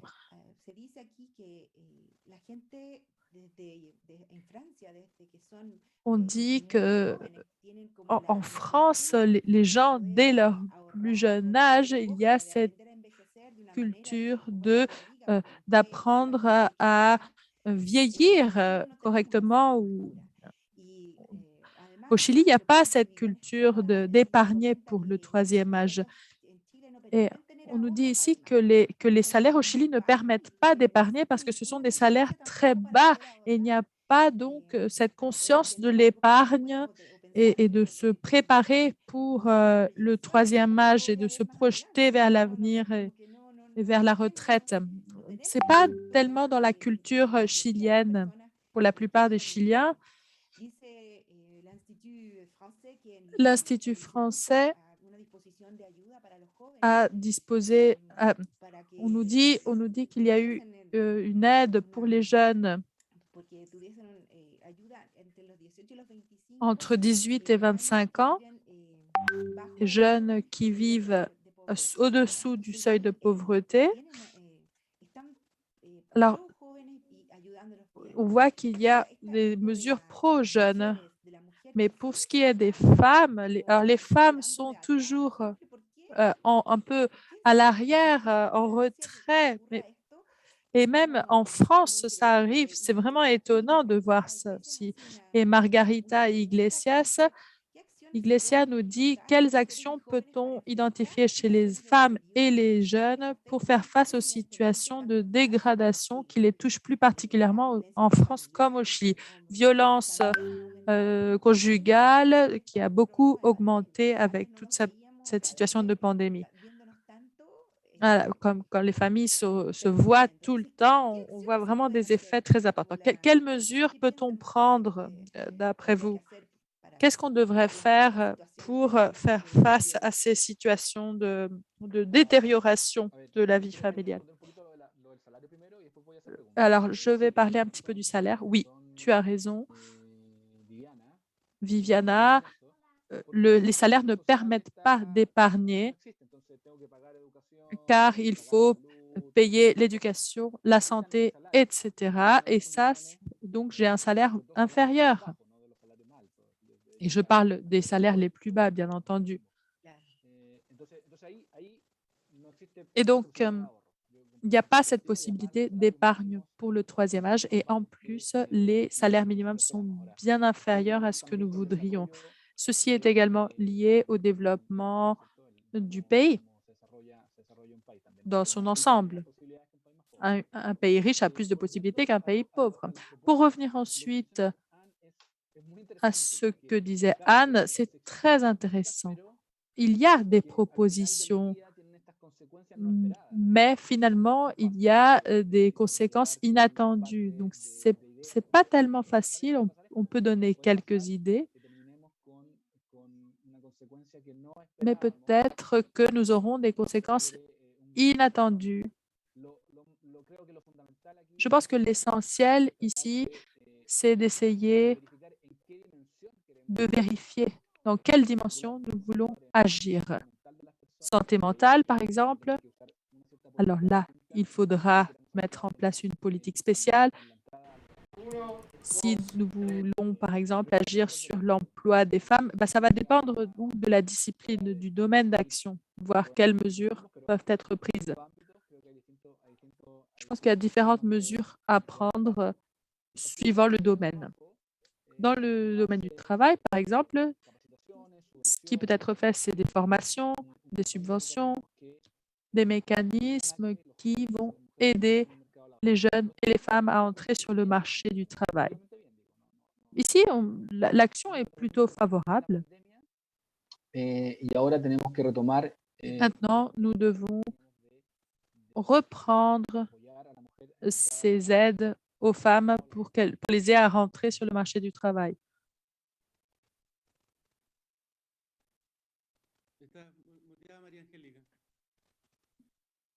Perdón. Irma parece que quería Je crois intervenir. que Irma voulait intervenir et dire quelques mots varias preguntas que se están concernant les questions qu'on est en train de présenter. Irma, si puedes abrir tu micrófono. est-ce que tu pourrais ouvrir ton microphone? No me escucha, parece. Irma, Apparemment, Irma ne m'entend pas. ahí. Voilà.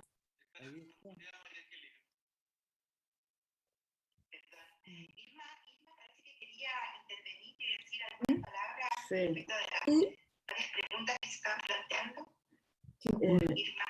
Estoy contentísima de tener esta Je oportunidad. suis vraiment très heureuse d'avoir cette occasion. Ay, perdón. Está abierto mi micrófono. Es que está desfasado. Tu es décalé. Claro, está desfasado. Apparemment, il y a un problème de décalage. Mi Je ne sais micrófono está pas. abierto. Mon microphone est OK. Está bien, está bien. Vas-y, parle, Irma. No sé. Habla, habla. Habla. No sé. Je ne sais pas ce qui se passe. Mais on t'entend. Ah, tu peux parler, vas-y. Ah, d'accord. Estoy muy agradecida de la Vraiment, je suis très reconnaissante d'avoir l'occasion d'écouter, de vous entendre et d'avoir un échange avec la collègue de l'INED et son projet. Normalement, je devais être en train de voyager vers les États-Unis et je n'ai pas pu le faire à cause de la fermeture des frontières, donc ce sera pour une autre fois. J'aimerais faire quelques commentaires. Desigualdades de género en la Qui est pandemia. en rapport avec les inégalités de genre pendant la pandémie. Y uno de los asuntos Et pudimos tratar en el proyecto un des points que nous avons pu aborder dans le projet était lié au travail. exploramos en la Et un deuxième élément que nous avons étudié, c'est la crise dans la santé de reproduction chez les femmes. Et cela, on ne l'a pas encore élaboré comme un rapport, mais par rapport au travail, nous avons trouvé qu'il y avait une augmentation dans le travail non rémunéré du foyer,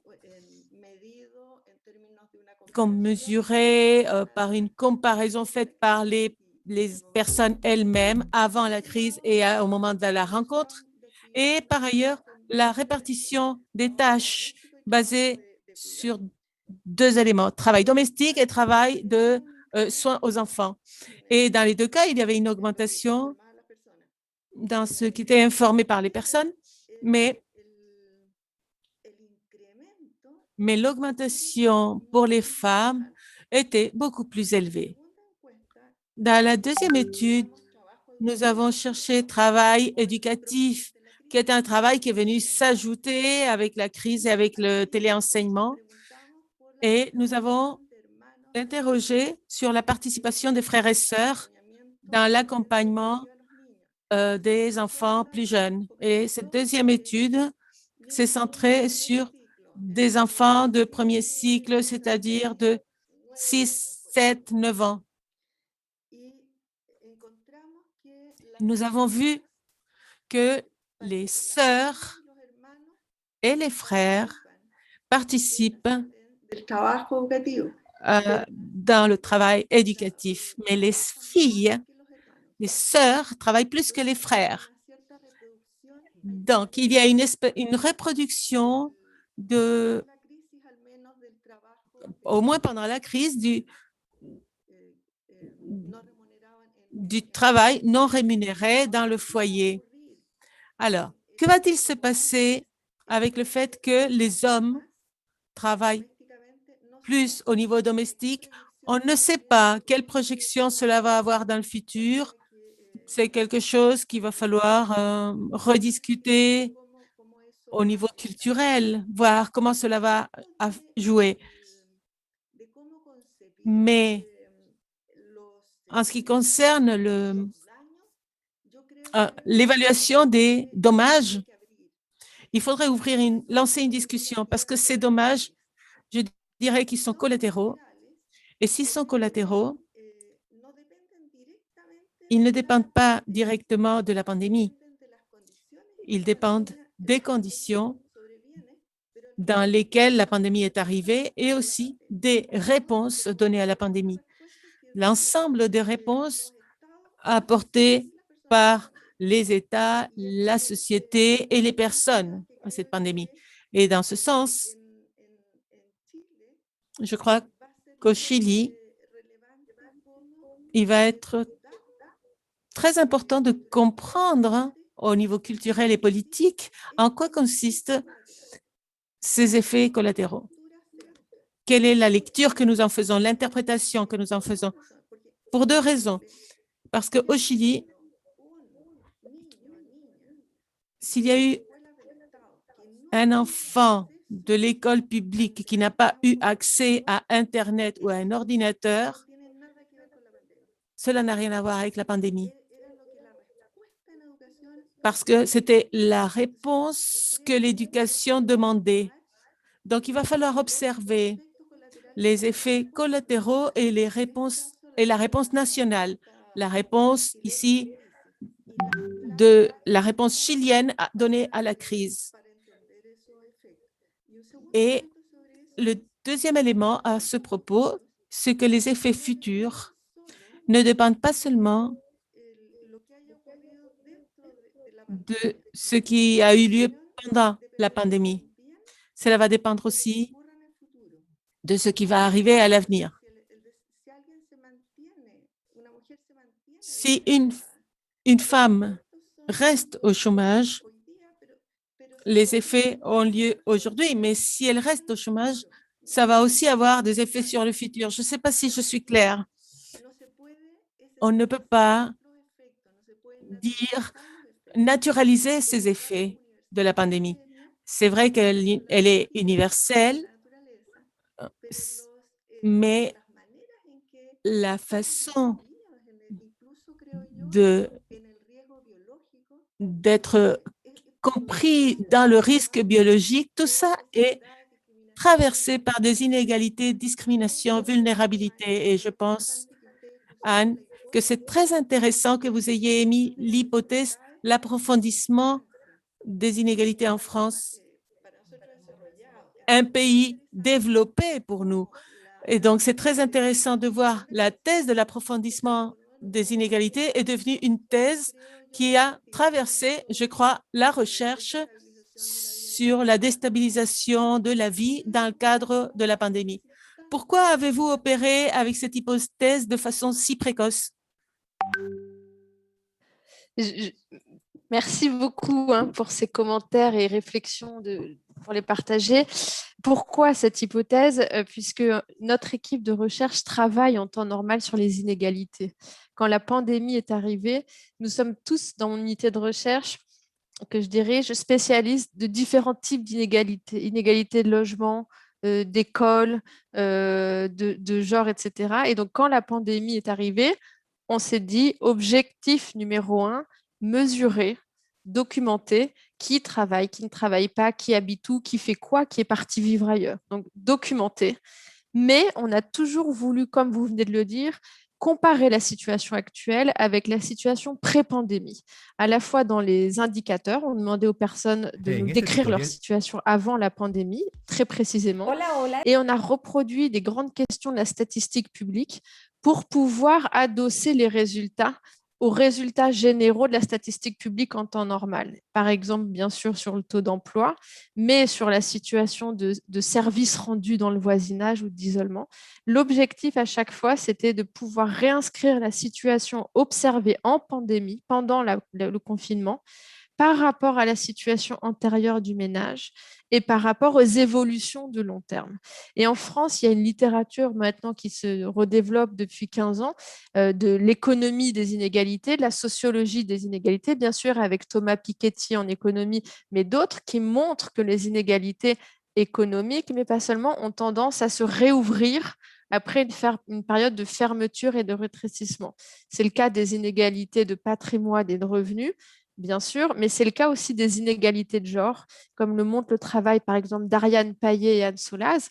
Les inégalités de travail domestique, elles se sont réduites beaucoup au cours des années 80, 90, début des années 2000, mais là, on stagne. Ça veut dire que la part des hommes qui investissent ce travail domestique a arrêté d'augmenter Ils ne passent pas beaucoup plus de temps au travail domestique et les femmes ont arrêté la réduction des heures de travail domestique.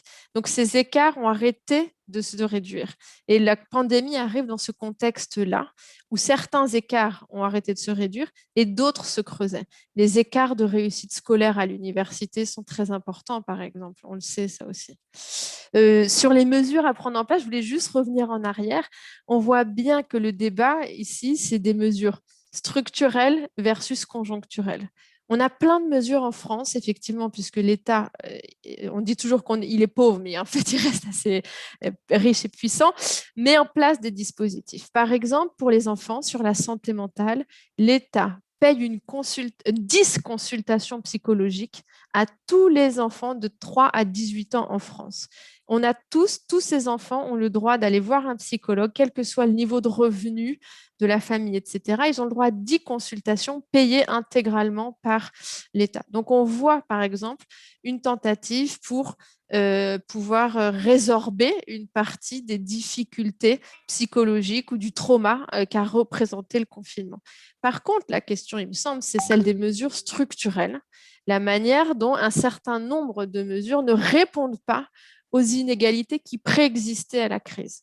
Sur l'emploi, tout à l'heure, quelqu'un a dit oui, en France, il y a eu des mesures pour soutenir l'emploi des jeunes. Il y a eu le dispositif, le plan jeune, on a dit, le plan jeune de Castex, un jeune, un emploi. C'est des mesures d'allègement des cotisations patronales pour employer les jeunes. Mais ça, c'est une mesure très sectorielle centrée sur l'emploi. Si on ne s'occupe pas du logement des jeunes, les jeunes, aujourd'hui, ils ne peuvent pas se loger dans les métropoles. Ils consacrent plus du tiers du budget à se loger, etc. Donc, il y a la question de qu'est-ce qu'on fait au-delà de la pandémie pour, comme vous dites, résorber, et ce n'est pas seulement compenser, mais résorber, ou en tout cas essayer de diminuer un certain nombre d'inégalités qui tendaient à se dégrader au cours des 10, 15, 20 dernières années. Les jeunes, par exemple, en France, ils intègrent le marché du travail de plus en plus souvent en CDD et de moins en moins souvent en CDI. Donc, c'est des choix de politique publique. Qu'est-ce qu'on fait pour encourager ça ou pas? Ce n'est pas seulement la pandémie s'engouffre là-dedans. Mais c'est la question de où est-ce que ces mesures, est-ce qu'on est capable de produire des politiques structurelles pour dire, par exemple, les jeunes en France, c'est devenu un problème social. C'est devenu un problème social. Bien sûr, les jeunes, c'est un poids démographique très faible et c'est un poids électoral très faible parce qu'ils ne vont pas voter, ils votent mal. Donc, c'est un problème, ces jeunes.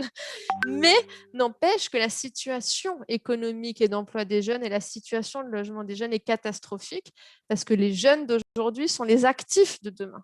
Et donc, s'ils ont des carrières en temps partiel, s'ils ont des carrières en contrat précaire, etc., ils ne préparent pas leur avenir, ils ne cotisent pas, etc., ils ne font pas tourner le système des retraites. Donc, on a des sujets aussi massifs, mais néanmoins qui renvoient à des choix de société derrière, des choix de société sur où est-ce qu'on place la redistribution, etc. Je ne sais pas si je suis claire. No, muy bien. Parece que tenemos los mismos problemas acá con una juventud. C'est très bien, nous avons un peu les mêmes problèmes, la jeunesse aussi dispersée, fluide, avec des contrats à terme, etc. Et on peut voir des points en commun avec la France. Nous avons respecté les délais. Nous devons commencer à donner terme. Nous voyons que dans notre pays, nous avions déjà ces problèmes avant la pandémie. Hein, ça a été bien dit. Et c'est devenu beaucoup plus marqué. Nous devons faire quelque chose pour les jeunes, pour les femmes, hein, pour éviter que cette brèche d'inégalité continue d'augmenter. Et je voudrais finir, nous allons donner fin. Je remercie tous nos orateurs d'aujourd'hui et je voudrais finir par une invitation pour le 1er juillet, la prochaine table de conversation qui correspond à territoire et mobilité en pandémie. Nous allons avoir des invités comme Paola Giron de la faculté d'architecture, Gino Lacapron de l'Université Toulouse-Jean Jaurès et qui travaille à l'Université autonome de Mexico. C'est un nom un peu compliqué. Et nous allons avoir comme modérateur Enrique Ariste. J'espère que vous avez vraiment apprécié cette conversation et je vous remercie tous. Nous vous disons au revoir. Merci à tous. Au revoir. Merci beaucoup, merci infiniment pour la qualité des échanges. Chao.